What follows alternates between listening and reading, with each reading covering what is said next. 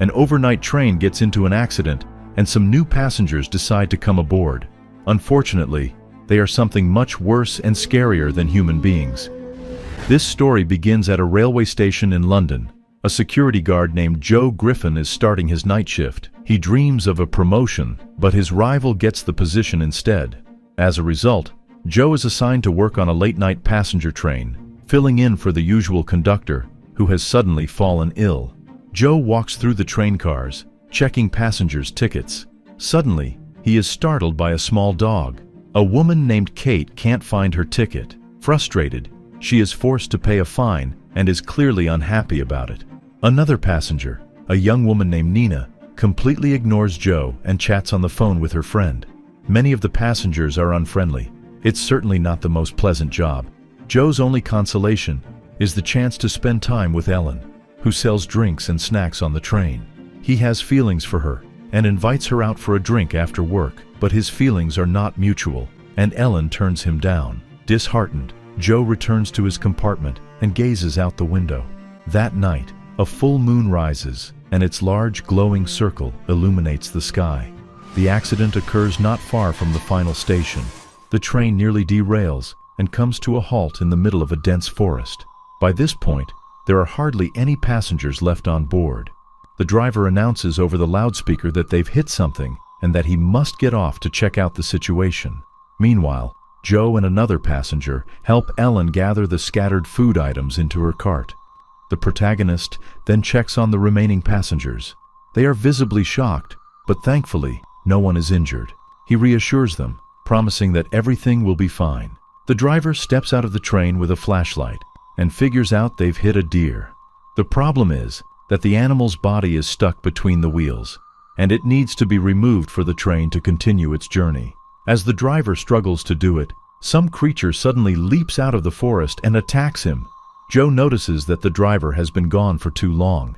He leans out of the train and calls for him, but there's no response. Ellen decides to offer food and drinks to the frustrated passengers, while Joe continues searching for the driver. Realizing his efforts are futile, he calls the transport police and asks them to send an emergency crew. Unfortunately, they won't arrive for another 4 hours. The passengers are furious. The most vocal among them are 3 women: elderly Jenny, blonde-haired Kate, and a rebellious young troublemaker named Nina. A man named Adrian suggests that they leave the train and walk to the final station on foot. It's not so far, only about 3 kilometers away. According to safety regulations, the conductor is not allowed to let passengers leave the train anywhere other than designated stations. Joe knows this will likely cost him his job, but he can't refuse the passengers. He opens the train doors and everyone steps outside. And so, Joe, Ellen, and 8 passengers set off along the tracks on foot. Along the way, Nina strikes up a conversation with a guy named Billy, while Adrian takes the opportunity to flirt with Ellen. None of them realize that something in the darkness is watching their every move. At first, the journey seems uneventful, but soon, they hear rustling in the bushes. Could it be the deer? Or the missing driver? Or something else? Joe and Ellen move ahead and stumble upon the mutilated body of the train driver hidden in the undergrowth. It looks like something has gutted him. Suddenly, a chilling wolf howl echoes from the forest. All the people sprint back to the train and jump into the carriage. Elderly couple Ged and Jenny struggle to keep up. Just as they approach the train, something sinks its teeth into Jenny's leg. The others manage to drag her inside just in time. Joe grabs the first aid kit, and Ellen carefully cleans and bandages Jenny's wound. Meanwhile, Billy and another passenger, Matthew, peer out the train windows, trying to see what's lurking outside. Some kind of sharp claws scrape against the glass. Then, another eerie wolf howl pierces the night. The passengers freeze in terror. Moments later, the unseen creature slinks away into the darkness.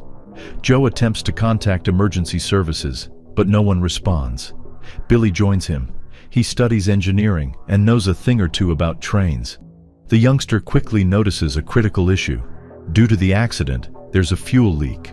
The train won't be able to go anywhere unless they repair the damaged fuel line. In addition, the antenna on the train's roof is broken, which explains why they don't have cell service. Joe shares the grim news with the others. Panic spreads through the group. Jenny needs urgent medical attention. Shaken but determined, the injured woman insists that it wasn't an animal that attacked her. She swears it was something resembling a human. Joe, Billy, and Adrian cautiously move through the train cars, armed with a fire extinguisher. A strange noise comes from the restroom. They pry open the door and find a heavy-set guy hiding inside. It's Paul, another passenger. Jenny's wound worsens, and she starts deliriously mumbling. If she doesn't get medical help soon, she could lose her leg. Kate does her best to comfort Nina, treating the rebellious teenager with warmth, as she has a daughter of the same age. The unknown creature tries to break into the train. Luckily, the metal roof and thick glass windows hold strong, keeping it out. The lights flicker ominously. Nina's phone starts ringing. She hesitates before answering and steps away from the other passengers.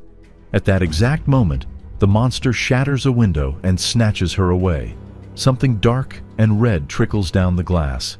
Panicked, the passengers rush into the next carriage and barricade themselves inside. Kate breaks down in hysterics. Desperate to survive, they grab whatever tools they can find, reinforcing the windows and doors with metal grates. They pray that the creatures won't find a way in. Jenny's condition worsens. She's constantly thirsty. Kate tries to distract her with stories about family. Meanwhile, Adrian pulls Joe aside and coldly suggests sacrificing the elderly couple when the creature attacks again. After all, survival of the fittest. Suddenly, Jenny vomits right onto the floor. Thick red liquid spills from her mouth, along with several of her teeth. Joe quickly does a head count. Someone is missing. Paul, the heavyset guy, is nowhere to be seen. Poor guy has a bad case of diarrhea and has locked himself in the restroom again. Joe heads over to check on him, but as he reaches the door, he realizes something's wrong. The lock is jammed. Before Joe can react, a monstrous claw bursts through the ceiling of the restroom. A second later, crimson liquid seeps out from under the door. Joe realizes that Paul is gone. He tries to return to his train car, but the passengers have already barricaded the passage, and he is seconds away from becoming the beast's next meal. At the last moment, they manage to open the door, pulling him inside just before the monster can reach him. They quickly block the entrance again, but the creature tears through all their makeshift defenses and bursts into the car. And now, they finally see the creature for what it truly is, a werewolf. The beast lunges at Joe, but Ellen saves the conductor just in time. Instead, the werewolf attacks the girl. The other passengers rush to her aid, fighting off the creature together. Through their combined efforts, they manage to defeat the monster and send it to its grave. Matthew fights the hardest of them all. So, their enemy looks like a human, but it has sharp fangs like a wolf. Matthew says it's a werewolf. It was once a person, but turned into a beast. Adrian recalls that anyone bitten by a werewolf becomes a monster too. Old Ged remembers that a similar accident happened here many years ago. When help finally arrived, there was no one left to save. Some had died, while others had vanished without a trace. The werewolf starts to regain consciousness, but gets hit with a fire extinguisher. Many, many, many times in a row. From deep in the forest, another howl echoes through the night. Jenny looks worse and worse. It seems she's turning into a werewolf too. Adrian insists they get rid of the old woman before she becomes a threat, but her husband won't allow it. The man shoves the old man aside and grabs Jenny, only to get punched in the face by Joe. The protagonist orders the other passengers to tie up both Adrian and Jenny. Adrian rages, cursing everyone out. Billy, Matthew, Ellen, and Joe make their way to the driver's cabin. Billy shows the others which buttons to press and which levers to pull to start the train. Joe turns to the remaining passengers and promises to save them all. He and Ellen stay in the driver's cabin, while Billy and Matthew head out to repair the fuel lines. Kate glares at Adrian and says she remembers him well. She once applied for a job at his company, but he demanded extra services, and she was forced to turn it down. Billy uses duct tape and a wrench to patch the leak. A desperate cry for help rings out from the forest. It's Nina! Matthew rushes into the woods to rescue her. The guy wanders between the trees armed with an axe in search of Nina and witnesses her becoming a werewolf's lunch. Matthew panics and runs away in terror, but eventually, he gets surrounded by even more creatures. He fights back, swinging his axe, but it's no use. The passengers hear a chilling wolf's howl near the train. Billy finishes fixing the fuel line. Joe and Ellen start the train's engine, ready to go, but Billy isn't back yet. The young man is hiding under the train because werewolves are lurking just a few steps away. Jenny fully transforms into a werewolf and attacks her husband. Kate, in a moment of desperation, unties Adrian. As the train picks up speed, the werewolf pack grabs Kate. She screams for Adrian to save her, but instead, he shoves her out of the carriage. The train moves on, leaving Kate behind, right in the clutches of the werewolves. Jenny finishes off her husband and turns her sights on Adrian. Meanwhile, Billy clings to the underside of the train and accidentally damages one of the fuel lines. The train screeches to a halt once again. Joe takes down Jenny, saving Adrian's life. More werewolves break into the train. Joe, Ellen, and Adrian desperately try to barricade themselves, but Adrian has other plans. The cowardly man attacks Joe and Ellen, hoping to knock them out and increase his own chances of survival. A vicious fight breaks out.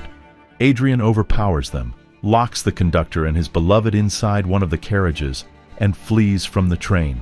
Joe and Ellen are now surrounded by werewolves. Just when all hope seems lost, Billy shows up, holding a flaming torch. He sets fire to the train car, creating a blazing distraction that gives Joe and Ellen a chance to escape. Unfortunately, in doing so, Billy sacrifices his life.